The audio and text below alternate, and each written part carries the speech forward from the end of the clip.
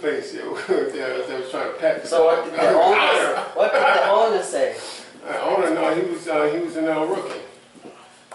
You know, that's back in the day when they owned 75th and 75th Street, Wow. towards the lake, back in 1983. Wow. Yeah. Yeah, back in the day. You know, it's 1983. What was that?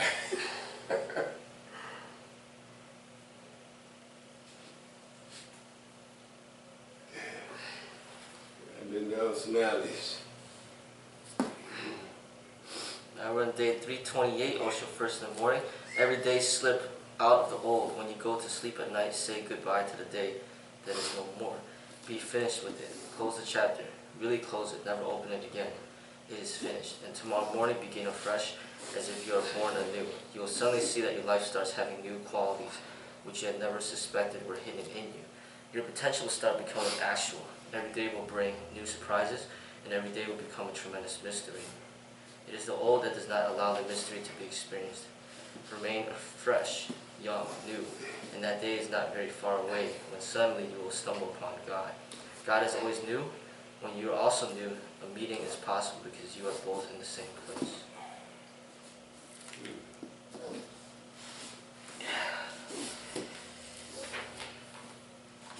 .329. One should not think in terms of limits. One should get rid of all ideas of limitation. That's the whole phenomenon of sannyas. Knowing I am not the body is the beginning of a great pilgrimage. Then knowing I am not the mind either is a further step. Then finally knowing I am not even my feelings is the last step. In these three steps, the journey is over because on the fourth step you discover your being. That being is vast, infinite. As vast as the ocean, as vast as the sky. To experience it is to experience godliness, and to experience it is to experience bliss, ecstasy. That is the only experience worth trying for. All else is just sheer wastage. A wastage of a great opportunity in which one can find the real treasure. One goes on collecting seashells and colored stones on the sea beach, while the treasure is within you. The kingdom of God is within you. Drop thinking in terms of limitations, so that you will find you are closer and closer to the unlimited being, to the infinite being.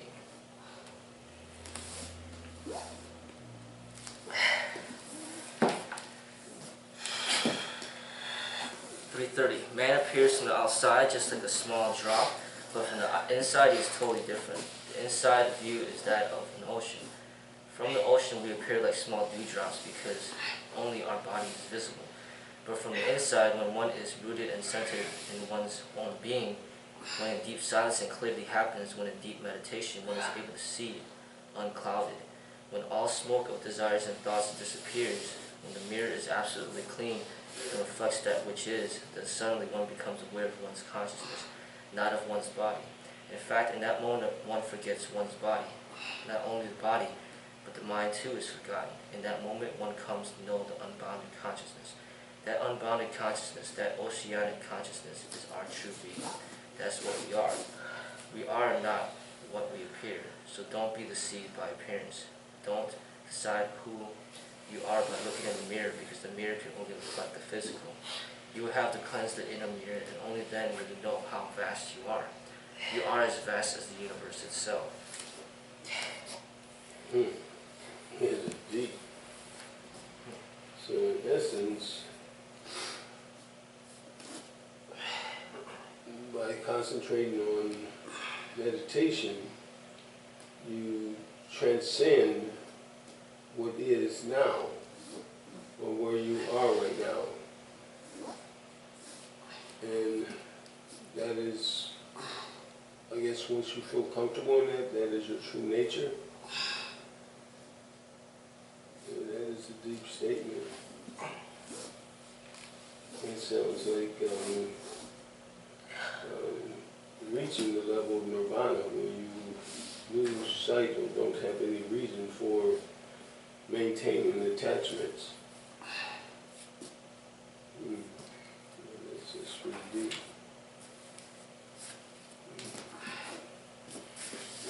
.331. Everybody has truth within his own being, but very few people penetrate to the center. They go on running around the circumference. The circumference activity is philosophy, and the jump from the circumference to the center is what I call religion. Religion cannot be many. Philosophies can be many. There are as many philosophies as there are people, because there are as many philosophies as there are minds. Each person has his own philosophy, but truth is the same. Your innermost being and my innermost being are not two separate things. At the center we all meet, and we are one. Only on the surface we are different. It is just like the waves of the ocean. On the surface each wave is separate from the other waves, but deep down there is only one ocean. There is no longer waves. That oceanic experience, that experience of oneness, is truth.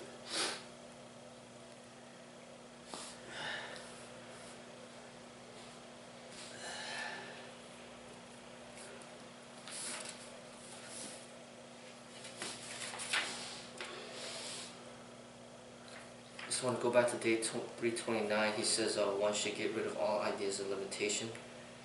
That is the whole phenomenon of sannyas. Bruce Lee, that's a big thing about Bruce Lee. He always talks about going beyond limitations. Like, he even has in his gravestone, use no limitations, limitation. So, do like a lot of parallel teachings with Bruce and what Osho's talking about. And then right now, Osho 331 is talking about the oceanic experience. Osho always uses the ocean as a metaphor of our being, and the waves is like our ego, but our inner essence is the ocean. Bruce Lee always talks about water and to be like water. Osho's talking about the ocean. So it's just water is a very good representation of the Tao, or the closest representation. And just analyzing and paying attention to water could get you a deeper understanding of the truth. Day 332, the extraordinary is hidden in the ordinary. The sacred is hidden in the profane. And that is where the religions have gone wrong. Their sacred is against the ordinary. My sacred is in the ordinary. Hence religions have condemned people who say life is eating, drinking, and merry-making. Religions have condemned these people as materialists. I don't condemn them. I say that this is the right approach. That is a good beginning. If you can enjoy eating, drinking, and merry-making, then sooner or later you are going to become intrigued. Sooner or later the inquiry is bound to arise in an intelligent person's heart. Is there more to it? Then, when the question, there must be more, has arisen in you, because you start having some glimpses of the more, so you start moving toward that more to discover it, to experience it. Then meditation is very natural, and you will never go wrong. The first step is the most important. In fact, the first step is almost half the journey. So learn to enjoy everything and drop all kinds of sadness and seriousness. Dance, sing, celebrate, and slowly meditate to find out, because there certainly is more. But for that more, you need a deeper intelligence. Meditation gives depth in your intelligence, it gives you clarity, and that's all. It cleanses your mirror, and you start reflecting on life more clearly.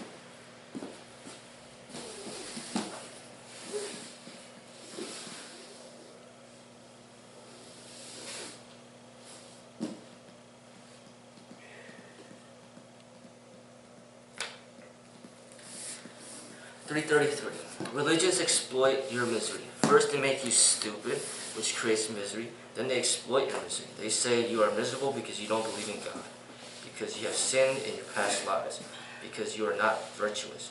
If you are miserable, confess. If you are miserable, pray. If you are miserable, go to church regularly. Become more religious. Become a monk or a nun so that you can be forgiven by God.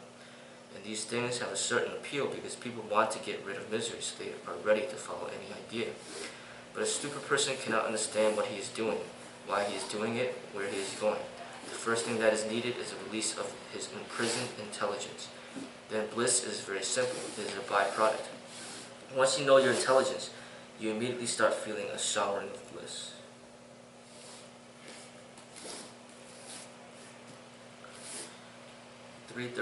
Morality is for man, man is not for morality, and morality has to change with the times. People's needs change, requirements change. You cannot continue with old rules. The 10 Commandments were given 3,000 years ago, and everything is different now. They are absolutely irrelevant. You have to find new ways to live, new ways to be. The The only possibility is that we drop the whole idea of conscious. Instead of conscious, we should depend on consciousness. Consciousness is always created by others. It is a manipulation. It is a subtle slavery. Consciousness is created by you. It is your own effort to stand on your own 2 feet, to look at life, and to gather enough courage to live according to your light. Of course, when you live according to your light, you may commit many mistakes. But there is nothing wrong in committing mistakes, because that's the only way to learn. The more mistake one commits, the more one learns. The only thing to remember is don't commit the same mistakes again and again, because that is stupid. Commit new mistakes, find ways to commit new mistakes. As you grow, as you learn, as you become conscious, as you become more and more alert, a certain inner discipline arises without any imposition, because you can see what is right and what is wrong.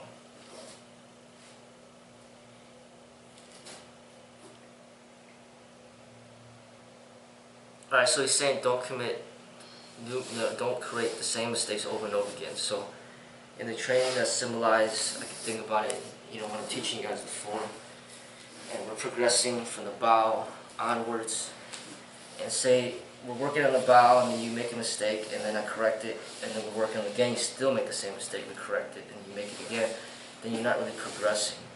But of course you're going to make mistakes, but the whole idea is to learn from the mistakes so you can progress moving forward. So I teach you to bow, then you get it down, you don't make any mistakes. Now you go to the next part, you work in the horse stance, then you start making some mistakes, I correct the mistakes, you learn from the mistakes, then you get it down, make no mistakes, and then go on to the arrow stance, so on and so forth. So the form is a good symbol of learning from your mistakes and moving forward. It's impossible for anybody to come in here and not make any mistakes in any of the forms, because they didn't create it, so they're gonna have to learn it. When you're learning something, you're gonna be making mistakes, but the whole thing is try not to make the same mistakes over and over again so you can progress moving forward.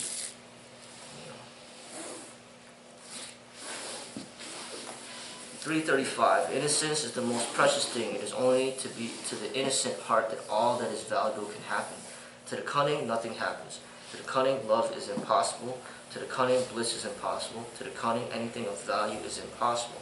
To the cunning, money is possible, power is possible, prestige is possible. They're all valueless things. Death destroys them all. But to the innocent, something happens which even death cannot take away.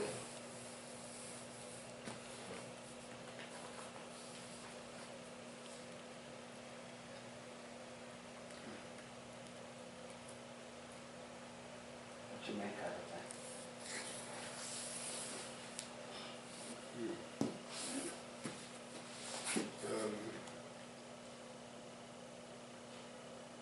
That actually have to hear it again.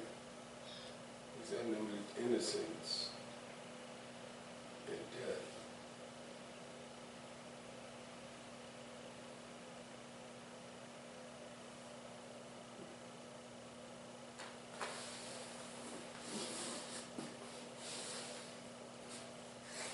Yeah, I'm trying to make sense out of that. What is this saying exactly?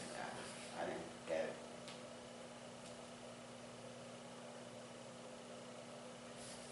So, innocence. It's talking about the importance of innocence. And when you have innocence, love is possible.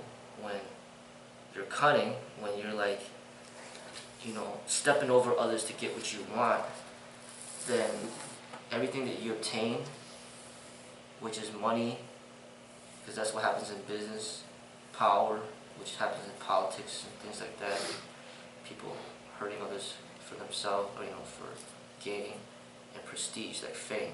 Money, power, fame, usually you get that by being cunning, which you're exploiting other people for your own personal gain.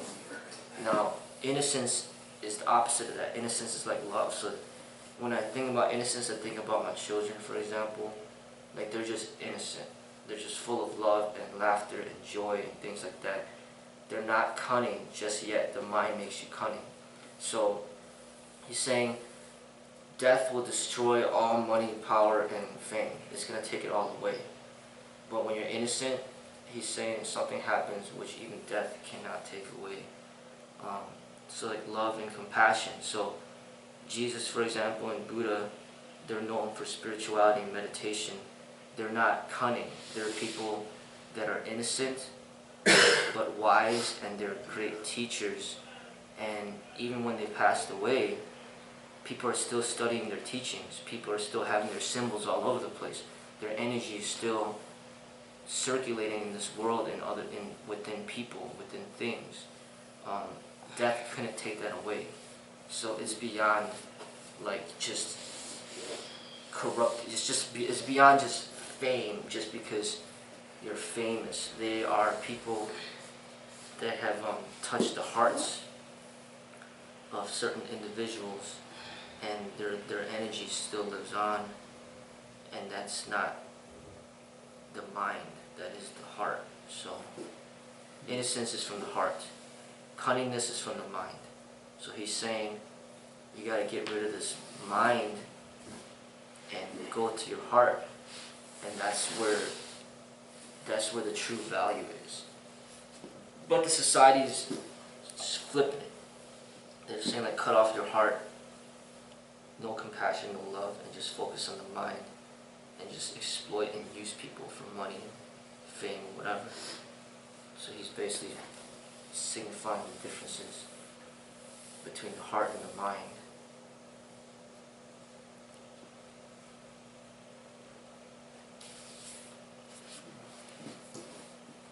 It might be feasible, it seems, to live by both. The heart, the mind more so to as a protection from the harsh reality of the world, but treat people from the heart when you speak to them.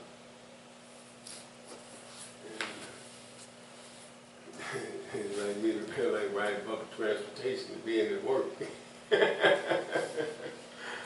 You gotta treat people from the mind, you never know what they might do. So when always got a bit of an issue, to present to you. Whereas even subject matter comes up and you're able to speak from the heart, there's a way of giving understanding to them. And might even be compelling them to do something that is more beneficial than what it is that they're presenting to you. Say if they're getting ready to rob you, or getting ready to jump somebody, and you give them another side of thought.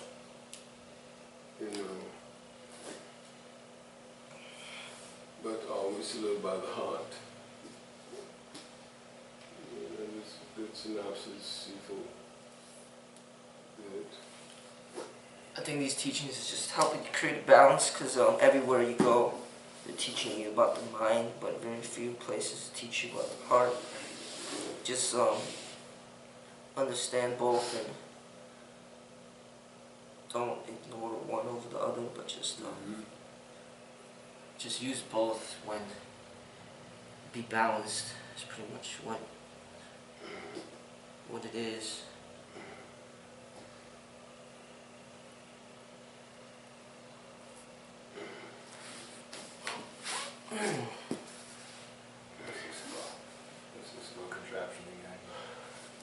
It's a essential oil diffuser, and instead of using like those things that you plug in for air freshener, it's supposed to be healthier.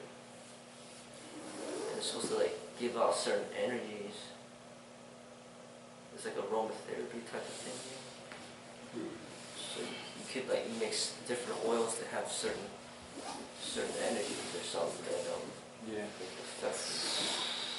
I just learned about it. It's so unfortunate that in this world we live in, run by men, we are taught that we should utilize our mind and anything else.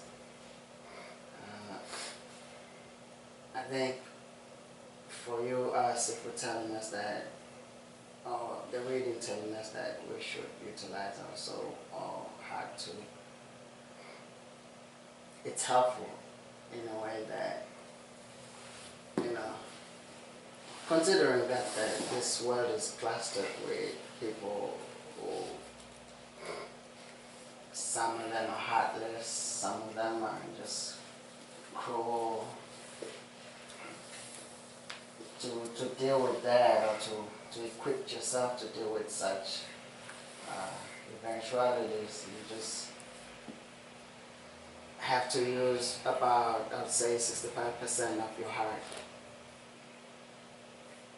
and 35% of your mind. But the thing about it is that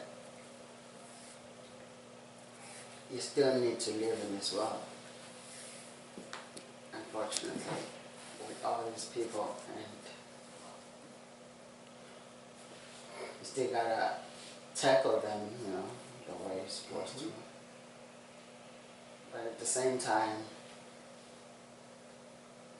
you know, be above the pale, so to speak, by just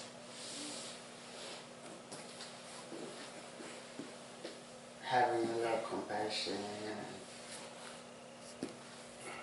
and use the soul and anything else. Bottom line, this teachings actually helps a lot in balancing, like you said, in balancing how to go about living your life in a more kind of smart kind of way.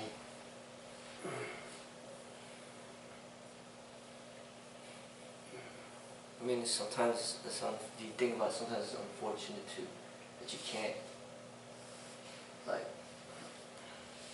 be compassionate all the time or live by heart at all times, because there's people out there that take advantage of you and exploit you because of that.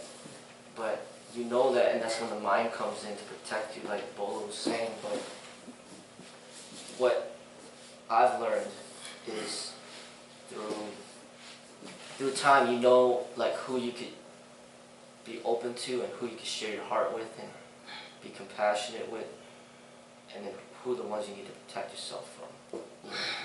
And it's sometimes it can get you to make you feel like you're split, but it's just, you just have to learn the art of it.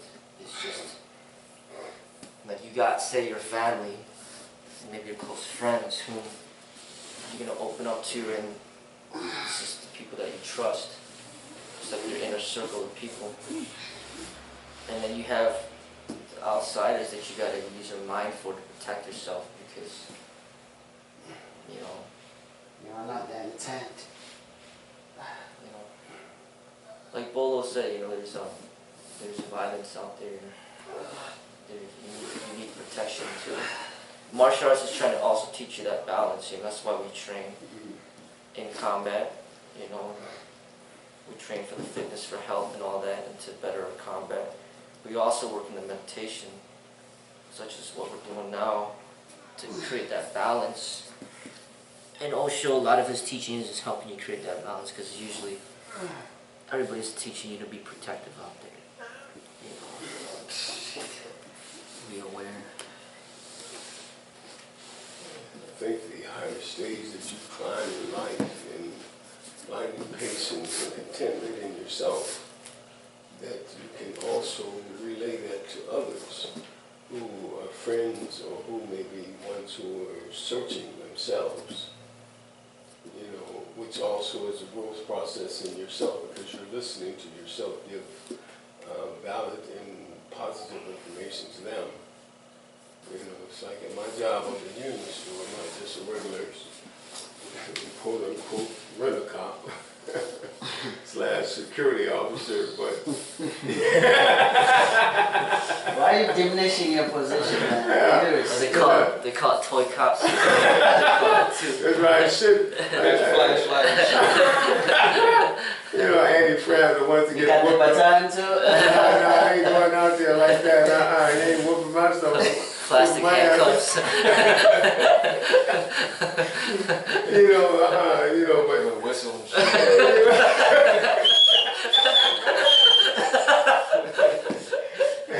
They was giving you handcuffs, but just with a whistle. Little cartoon cops come out of the woodwork, the one that actually stop that nigga. They're running in a bunch, tripping over each other and so forth, you know. Yeah. But, you know, people another side, and then I took that a little bit further. I decided to learn a little bit more about law, so I got my paralegal degree. Not good that's going to do me. I'm at 60 years old, want to hire me, and I got to start back over at $30,000. Oh, you're just equipping yourself. Well, yeah, well, you know, like, yeah, I was meant to you just reach a higher plateau in yourself, and you're a little bit you're more able to handle, or in a better position to handle yourself, as well as this art that we're learning now.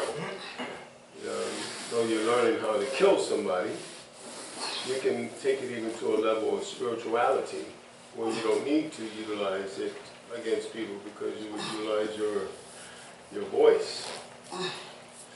Until, of course, until they put their hands on you. Oh, yeah.